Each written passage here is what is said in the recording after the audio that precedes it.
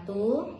Yang saya hormati Bapak Ibu Asesor, terima kasih atas kesempatan yang telah diberikan kepada saya untuk mengikuti kegiatan presentasi diri dalam rangka uji kompetensi sertifikasi dosen tahun 2026. Perkenalkan, saya Rina Nur Afifa, SPD MPD, salah satu dosen tetap pada program studi Pendidikan Matematika Universitas Sains Islam Al-Mawaddah Warahmah Kolaka.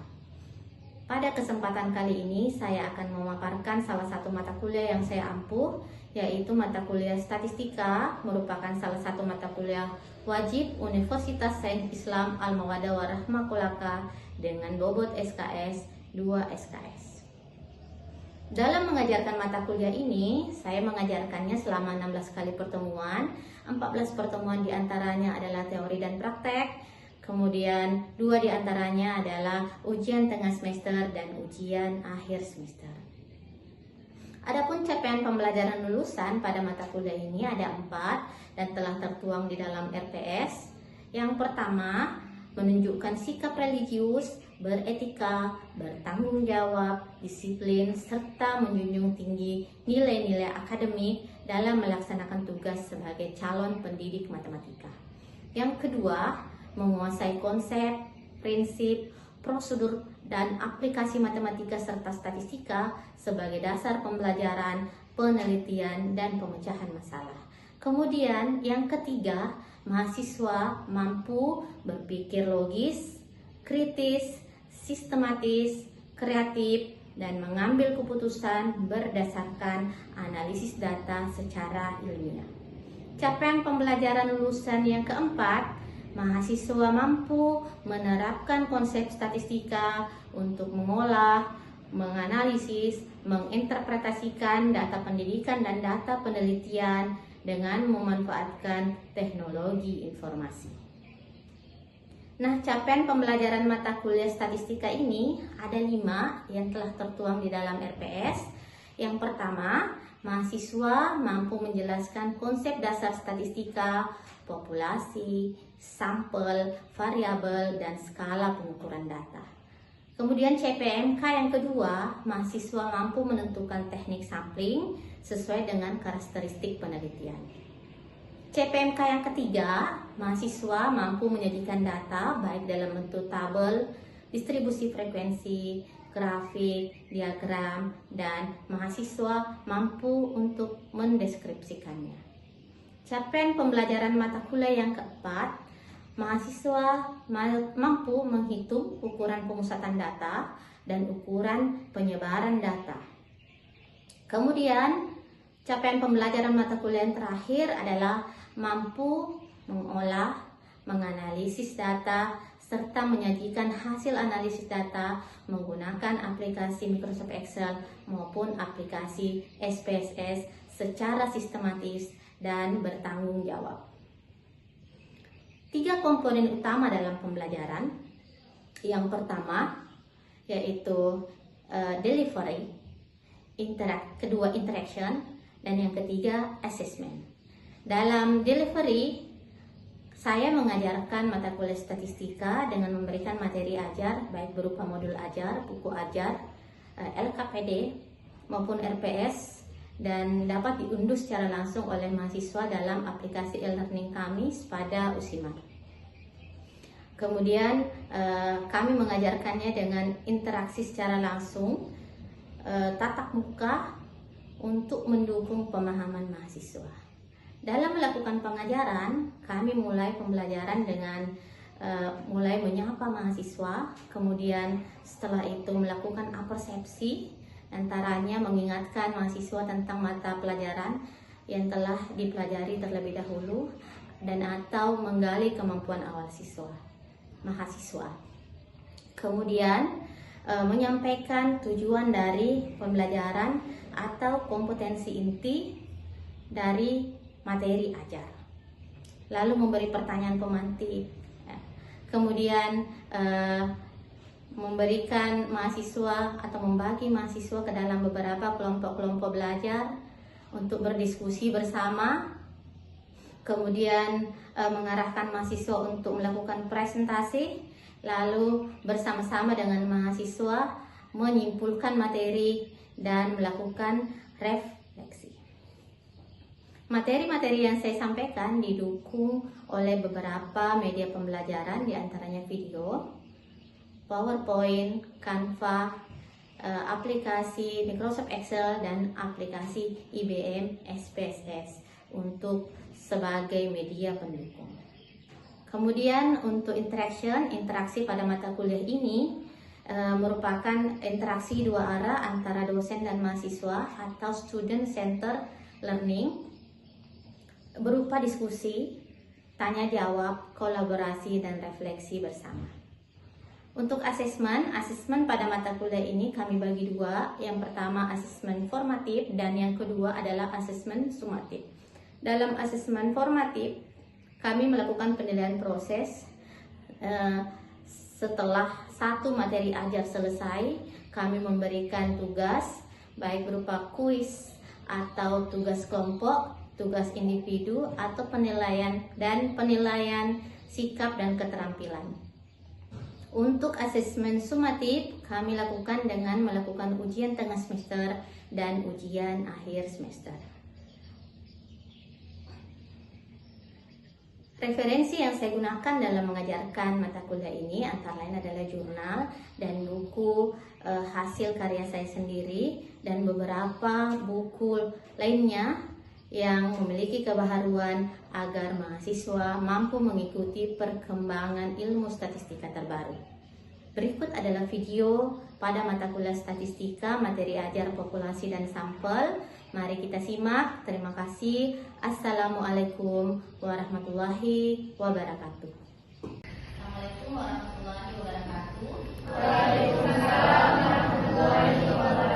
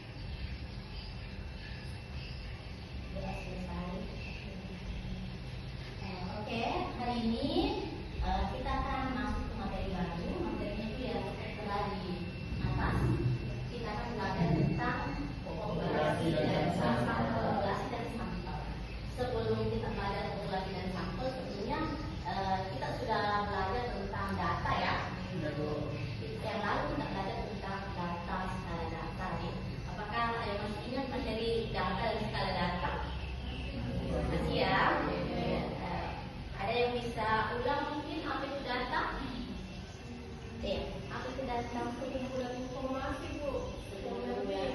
Sudah disebut dengan analisis nih. Kumpulan informasi yang akan dianalisis. Ada jawaban lain?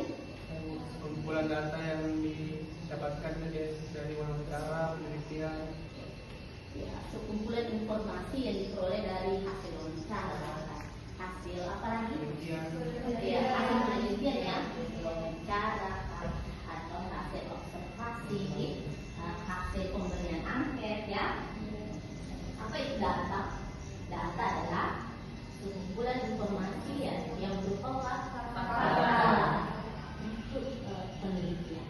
Itu data ya. Kita juga belajar tentang skala data ya minggu lalu. Nah, jenis-jenis skala data itu apa saja?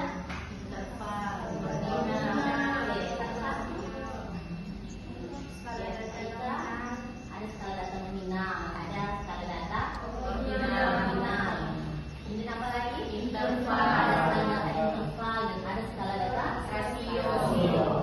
Dengan perbedaan-perbedaannya nah, apa itu skala data rasio? Contohnya, siapa yang bisa jawab? Iya, silahkan Eka. Umur, tinggi badan, itu contohnya dari pengkalkulasian skala data rasio. Kalau skala data nominal, apa contohnya?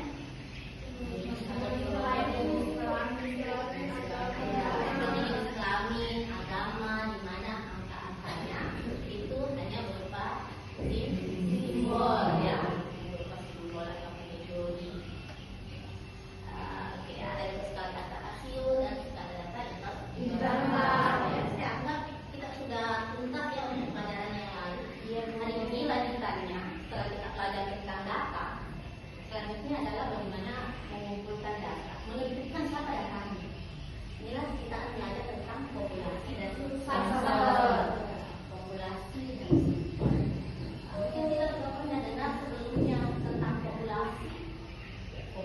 waktu SMA mungkin kita belajar biologi ada populasi hewan, populasi hewan berkaki dua, hewan berkaki empat.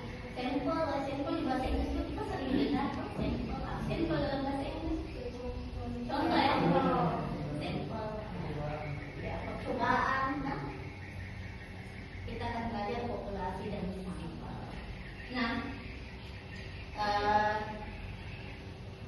ketika kita belajar populasi dan sampel, ada pun capaian pembelajaran setelah kita mempelajari materi ini ada 4. Yang pertama, mahasiswa mampu menjelaskan konsep populasi dan sampel. Kemudian yang kedua, mahasiswa mampu membedakan populasi dan sampel. Ketiga, mahasiswa mampu menentukan teknik sampling dan mahasiswa mampu menerapkannya pada kasus penelitian. Indikator pencapaiannya adalah ketika mahasiswa mampu menjelaskan pengertian populasi, pengertian sampel, perbedaan populasi dan sampel, kemudian mampu menentukan populasi dan sampel dari suatu kasus penelitian. Oke.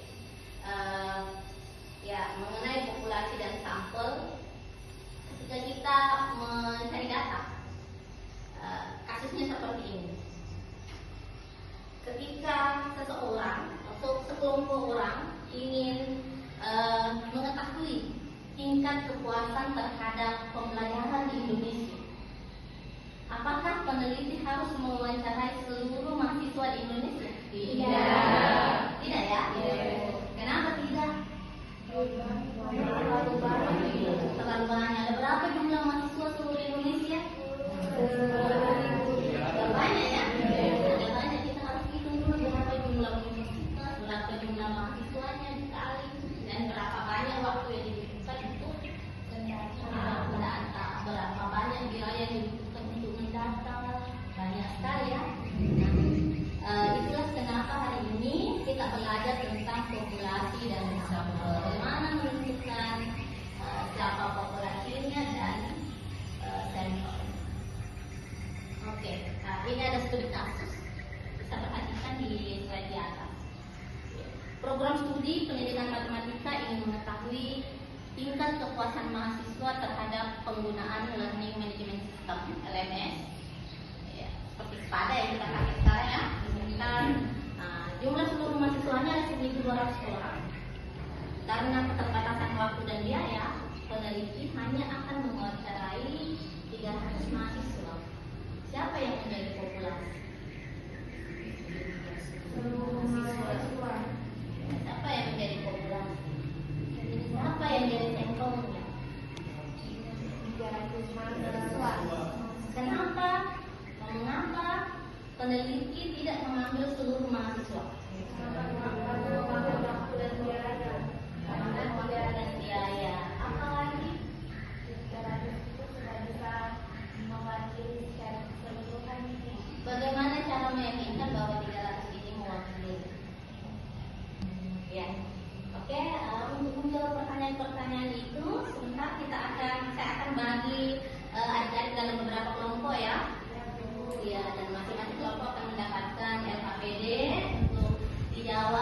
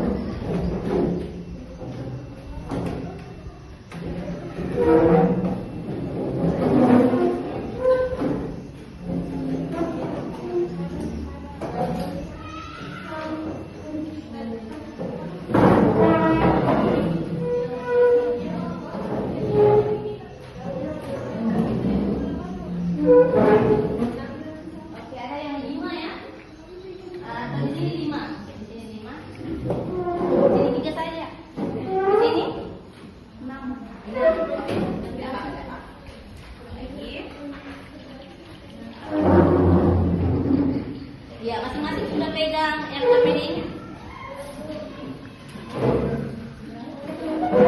Iya sudah ya.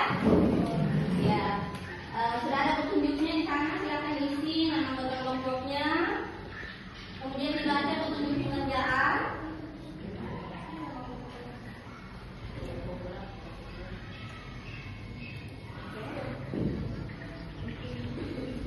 Sudah diisi? Jangan isi.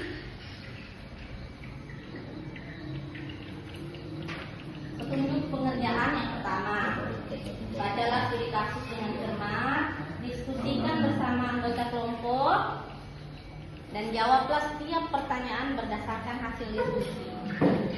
Tuliskan hasil diskusi pada lembar jawaban dan presentasikan hasil kerja kelompok di depan kelas.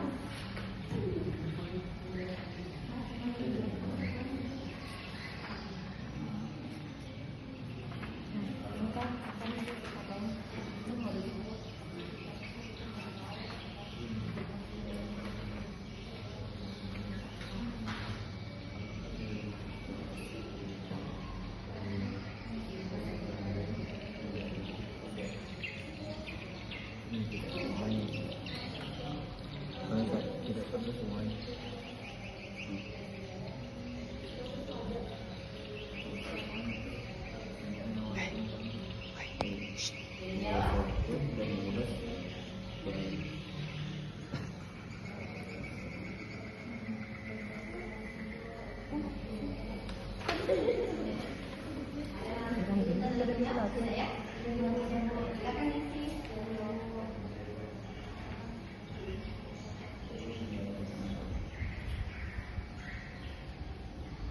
Seluruh mahasiswa harus diberikan responden penelitian.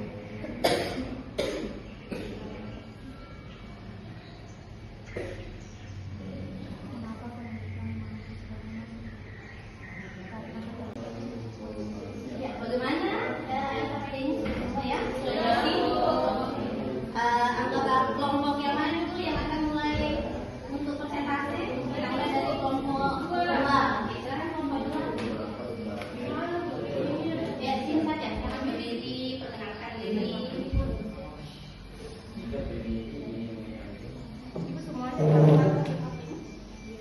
Assalamualaikum warahmatullahi wabarakatuh. Waalaikumsalam warahmatullahi wabarakatuh. Saya Rizky, perwakilan dari kelompok 2. Di sini saya akan memaparkan hasil diskusi tadi bersama dengan teman-teman yang lain tentang pertanyaan yang sudah diberikan oleh Ibu. Yang pertama kita mulai di tahap 1. Lanjut kita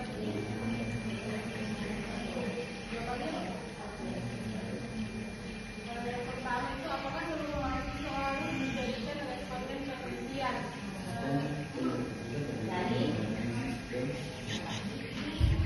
studi kasus, dari studi kasus program studi pendidikan matematika, SMART ingin mengetahui tingkat kepuasan mahasiswa tentang LMS kampus dengan jumlah seluruh mahasiswanya dari 360 orang, dan karena keterbatasan waktu dan biaya akan mengambil 120 orang mahasiswa. Pertanyaannya, apakah seluruh mahasiswa harus dijadikan responden? Jika peneliti dapat menggunakan sampel yang mewakili seluruh populasi. Mengapa peneliti hanya mengambil sebagian? Mengapa hanya 120? Karena keterbatasan waktu, biaya, tenaga, sehingga peneliti lebih mudah dan efisien kalau misalnya hanya ambil sebagian dari populasi tadi. Bagaimana agar hasilnya tetap dapat mewakili seluruh mahasiswa? Dengan memilih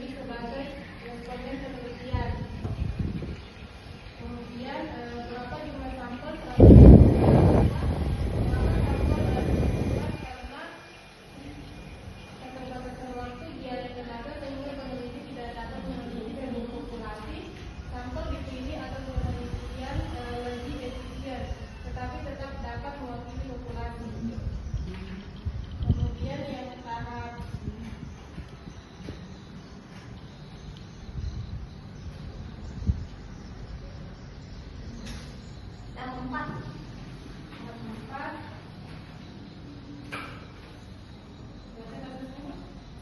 Kasusnya itu sebuah SMA memiliki 750 mahasiswa. Peneliti ingin mengetahui minat membaca siswa. Peneliti mengambil 150 siswa sebagai responden. Yang pertama, populasinya itu adalah 750 siswa SMA. Kemudian sampelnya 150 siswa yang dijadikan responden. Alasannya karena sampel dapat mewakili seluruh siswa sehingga penelitian lebih hemat waktu, biaya, dan tenaga. Kemudian di kasus kedua, penelitian ingin mengetahui motivasi belajar mahasiswa semester 2 MPI. Jumlah mahasiswa sebanyak 180 orang. Peneliti memilih 90 mahasiswa secara acak. Kemudian populasinya itu adalah 180 mahasiswa semester 2 MPI. Kemudian sampelnya itu 90 mahasiswa yang dipilih secara acak. Mengapa sampel dapat digunakan? Karena sampel dipilih secara acak sehingga dapat mewakili populasi dan hasil penelitian dapat digeneralisasikan kepada seluruh mahasiswa semester 2 MPI. Kemudian di kasus ketiga, penelitian ingin mengetahui kepuasan dosen terhadap sistem akademik. Jumlah dosen sebanyak 45 orang. Seluruh dosen dijadikan responden. Apakah penelitian tersebut menggunakan sampel? Ia menggunakan sampel karena seluruh dosen yang berjumlah 45 orang dijadikan responden penelitian. Kemudian yang di tahap kelima di sini kita menyajikan hasil diskusi kelompok, di mana kesimpulan dari kelompok kami adalah populasi adalah sebuah objek atau subjek yang menjadi sasaran penelitian, sedangkan sampel adalah sebagian anggota populasi yang dipilih untuk mewakili populasi. Kemudian di sini tuh bentuk refleksinya. Dari kelompok kami kita sudah memahami tentang apa itu populasi, memahami tentang apa itu sampel, dan dapat membedakan antara yang mana itu populasi dan yang mana itu sampel. Kemudian kita bisa menentukan populasi pada suatu penelitian dan juga bisa menentukan sampel penelitian. Yang pelajari hari ini kami dapat mempelajari bahwa penelitian populasi, kami dapat mempelajari mengenai penelitian populasi dan sampel, perbedaan keduanya.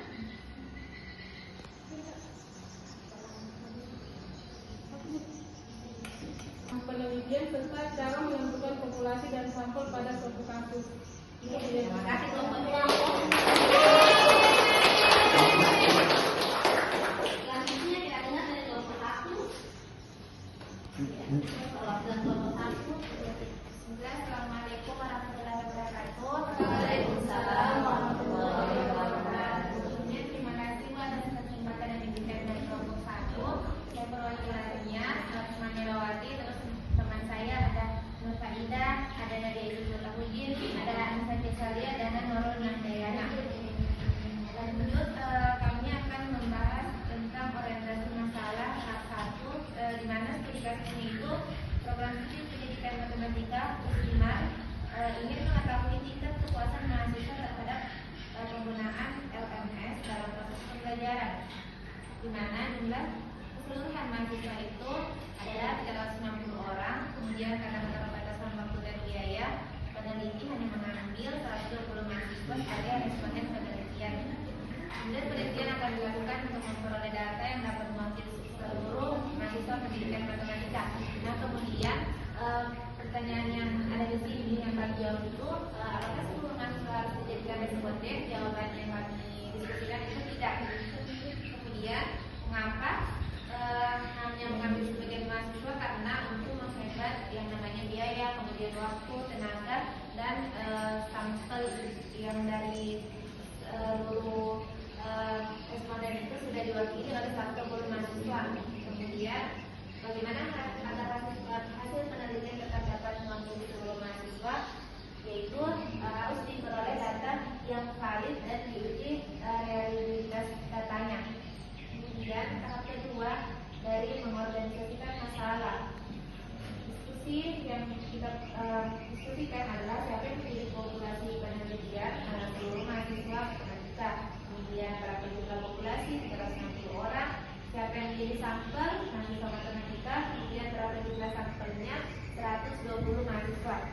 kenapa sampel diperlukan supaya ini menjadi perwakilan dari seluruh populasi yang kita ingin teliti. Kemudian penetapan juga tahap kasus pada tahap 4, yaitu kasus pertama. Sebuah mahasiswa memiliki 750 siswa. Sebuah SMA memiliki 750 siswa. Kemudian peneliti ingin mengetahui jumlah siswa. Kemudian peneliti mengambil 150 siswa sebagai responden. Nah, pertanyaannya berapa jumlah populasi? Yaitu 750. Kemudian sampelnya 150. Oke, yang pertama dalam hal sampel untuk kalau kita ambil semua populasinya, ya akan mengurangi error dalam pengambilan sampel. Ya kan kita pakai metode sampel, jadi tidak akan ada kesalahan dalam penentuan siswa karena semua diambil. Namun tetap ada beberapa kemungkinan kesalahan yang lain, seperti error dalam human error ya, penelitinya ya, dari hal penelitinya. Kemudian kalau besar juga bisa jadi dalam menganalisis datanya ya, ada error kan? Ada error human error gitu ya. Jadi belum tentu lebih akurat.